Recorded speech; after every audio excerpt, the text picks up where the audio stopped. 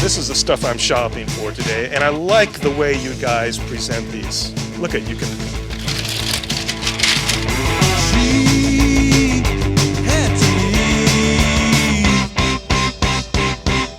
I'm here shopping with my daughter, Annabelle, and this is one of her CDs. And because we don't have any, we don't have this record. Susie and the Banshees, I think when they were out, I think I heard the record at John's place. You know, like early on, yeah, I was like, well, listen to this. Oh, that sounds pretty interesting. You know?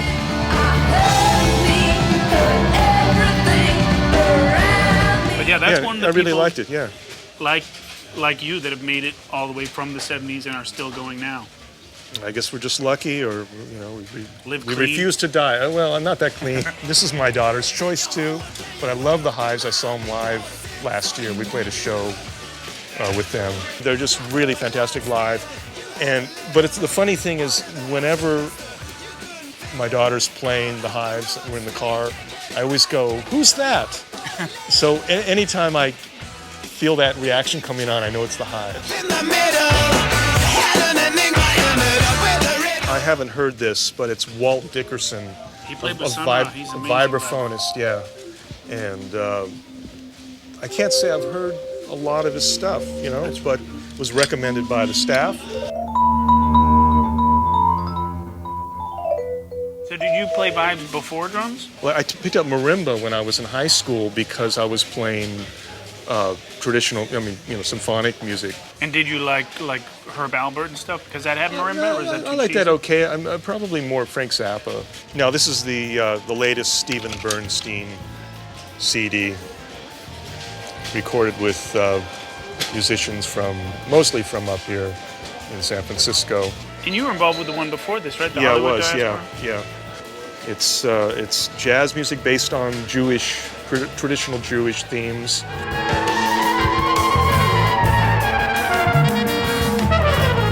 Like Shellyman was doing that. Yeah. in In fact, the I heard 60s. that. In fact, when we were up here touring, I have this vision of driving across the Bay Bridge, and Stephen Bernstein was playing that CD wow. for us. He's going, "Listen to this. Now that's the way to play drums." You know, he's like schooling me.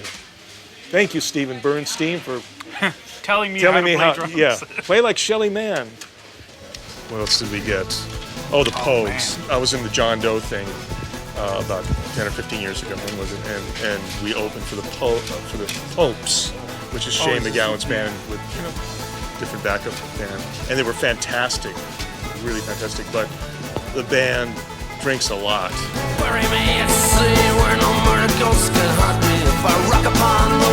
Now this most of this stuff I have on record, and I'm just replacing it with the CD.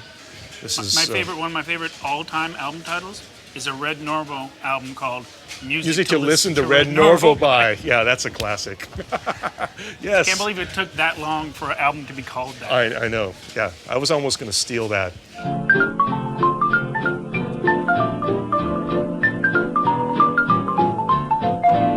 I met him once. Really? Yeah, he was really nice. He said, "You should come by the house," and his daughter goes, "Yeah, come." He's not just bullshitting you.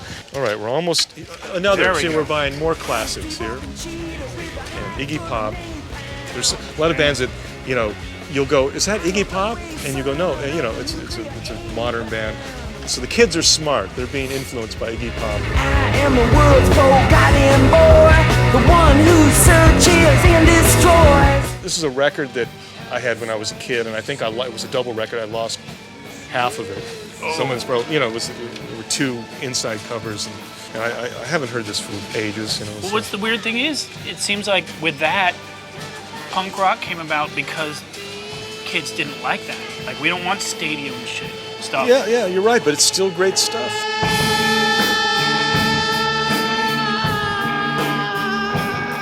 The bad part of the punk scene was it was almost fascist. It was let's forget the past. And you would talk to the musicians, and they would go, "Oh, I listen to whatever, Genesis. Oh, you do? I've heard those records, So I think it got to the point where it just, different music had to evolve out of that scene.